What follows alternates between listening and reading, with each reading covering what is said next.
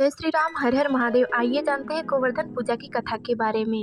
भगवान श्री श्याम सुंदर ने इंद्र भगवान से किस प्रकार सभी ब्रजवासियों की रक्षा की थी, किस प्रकार उन्होंने अपनी छोटी उंगली से गोवर्धन पर्वत को उठाए रखा था। आइए शुरू करते हैं गोवर्धन पूजा की कथा। गोवर्धन पूजा कार्तिक मास के शुक्ल पक्ष की प्रतिपदा तिथि को किया जाता है।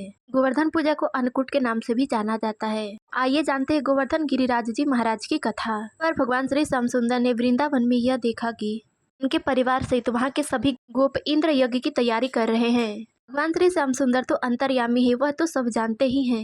फिर भी उन्होंने विनयवश अपने बाबा से पूछा, बाबा वृंदावन में कोई उत्सव होने वाला है क्या? इतनी सारी तैयारियां किस लिए की जा रही हैं? वह नंद बाबा ने कहा, कान्हा, भगवान इंद्र वर्षा करने वाले मेघों के स्वामी है। वह समस्त प्राणियों को तृप्त करने वाला एवं जीवन दान देने वाला जल बरसाते हैं। इस जल के कारण ही पृथ्वी के गर्भ से सामग्रियां उत्पन्न होती है। गायों को हरा हरा चारा मिलता है, खेतों में फसलें होती है जिससे मनुष्य अपनी जीविका चलाता है। इसीलिए हम सब विभिन्न प्रकार की सामग्रियों से इंद्र देवता के लिए यज्ञ कर उन्हें प्रसन्न करते हैं। तब भगवान श्री श्याम सुंदर अपने बाबा से बोले, बाबा कर्म ही पूजा है। मनुष्य को चाहिए कि वह अपने पूर्व संस्कारों के अनुसार अपने वर्ण तथा आश्रम के अनुकूल धर्मों का पालन करते हुए कर्म का ही आदर करे, कर्म को ही प्रधान दे। इसके द्वारा मनुष्य की जीविका सुगमता से चलती है, वही इसका इष्ट देव होता है।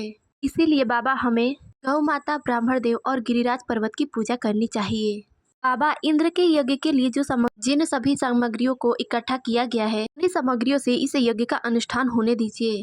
अनेक प्रकार के पकवान, खीर, हलवा, पूरी, जलेबी, हुआ काला कंद, आलू साई, भुजिया, समोसा आदि से लेकर मूंग दाल तक बनाई जाए। ब्रज का सारा दूध एकत्र कर लिया जाए। वेद पाठी ब्राह्मणों के द्वारा भली भांति हवन करवाया जाए तथा उन्हें अनेक प्रकार के अन्य गाय और दक्षिणा दी जाए।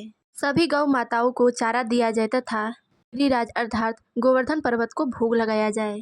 इसके बाद पूरे आनंद के साथ प्रसाद खाकर, सुंदर सुंदर वस्त्र पहनकर, खूब अच्छे से सज धज कर, माथे पर चंदन लगाकर, तिलक लगाकर गौ माता, ब्राह्मण, अग्नि तथा गिरिराज गोवर्धन की परिक्रमा की जाए। बाबा मेरी तो यही इच्छा है। ऐसा यज्ञ गौ माता, ब्राह्मण देव तथा गिरिराज पर्वत को तो प्रिय होगा ही, साथ में मुझे भी अत्यंत ही ज्यादा प्रिय है।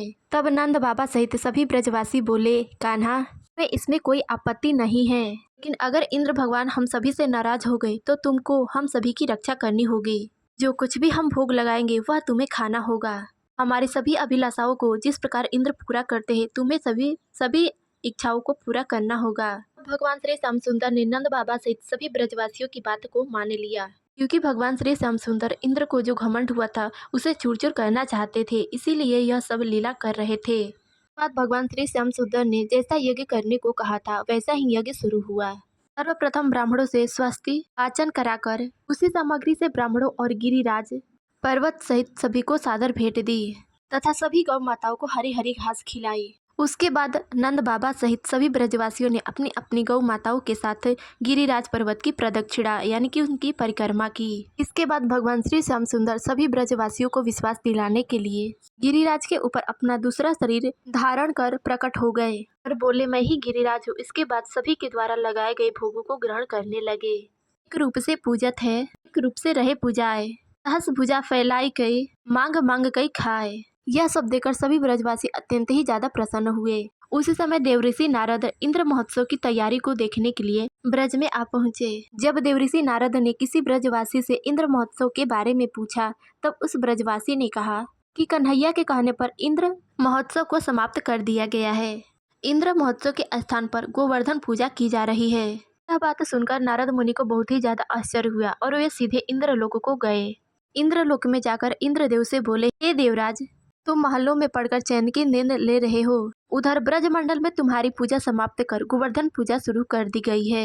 यह बात सुनकर और इंद्र अपनी मान हानि समझकर मेघों को यह आज्ञा दी कि वह सभी ब्रज धाम में जाकर प्रलयकाली मूसलाधार वर्षा से पूरा गांव तहस नहस कर दे। पर्वताकार प्रलयकारी भी बादल ब्रज की ओर उमड़ पड़े। भारी वर्षा देखकर ब्रजवासी सभी अत्यंत ही ज्यादा घबरा गए। इसके बाद सभी ब्रजवासी भगवान श्री श्याम सुंदर की शरण में गए और बोले, कान्हा, लगता है इंद्रदेव हमसे नाराज हो गए हैं। वह पूरी ब्रज भूमि को डुबाना चाहते हैं, अतः अब आप ही हमारी कुछ सहायता कर सकते हैं। इसके बाद भगवान श्री श्याम सुंदर ने सभी ब्रजवासियों से कहा, आप सभी अपनी गौ माताओं सहित कुछ जरूरी सामग्रियों के साथ गोवर्धन पर्वत की शरण में चलिए, हम वहीं आप सबकी सहायता कर सकते हैं। इस प्रकार सभी ब्रजवासी गोवर्धन पर्वत के पास पहुँचे।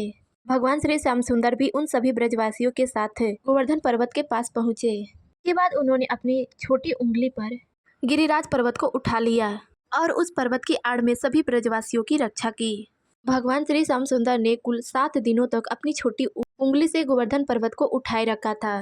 ब्रजवासियों ने कुल 7 दिनों तक उस पर्वत की छाया में निवास किया। भगवान श्री श्याम सुंदर ने सभी ब्रजवासियों को एक खरोच तक भी नहीं आने दी। यह सब देख इंद्र बहुत ही ज्यादा आश्चर्यचकित हुए। तब देवराज इंद्र भगवान की महिमा को समझकर और अपना गर्व नष्ट हुए जानकर स्वयं ब्रज गए और भगवान के चरणों में गिरकर अपनी मूर्खता पर महान पश्चाताप करते हुए भगवान से इसके लिए क्षमा मांगी। बाद ब्रजधाम में जो भी वर्षा, जितनी भारी वर्षा हो रही थी, सभी रुक गई। तब भगवान ने देवराज इंद्र को क्षमा करते हुए गोवर्धन पर्वत को नीचे रखा। तभी से गोवर्धन पूजा की परंपरा चली आ रही है। तो यह थी गोवर्धन पूजा की कथा, किस प्रकार भगवान श्री श्याम सुंदर ने इंद्र के गर्व को नष्ट करते हुए सभी ब्रजवासियों की रक्षा की थी। इस वीडियो में इतना ही, मिलते हैं अगले वीडियो में, तब तक ले जाए श्री राम, हर हर महादेव।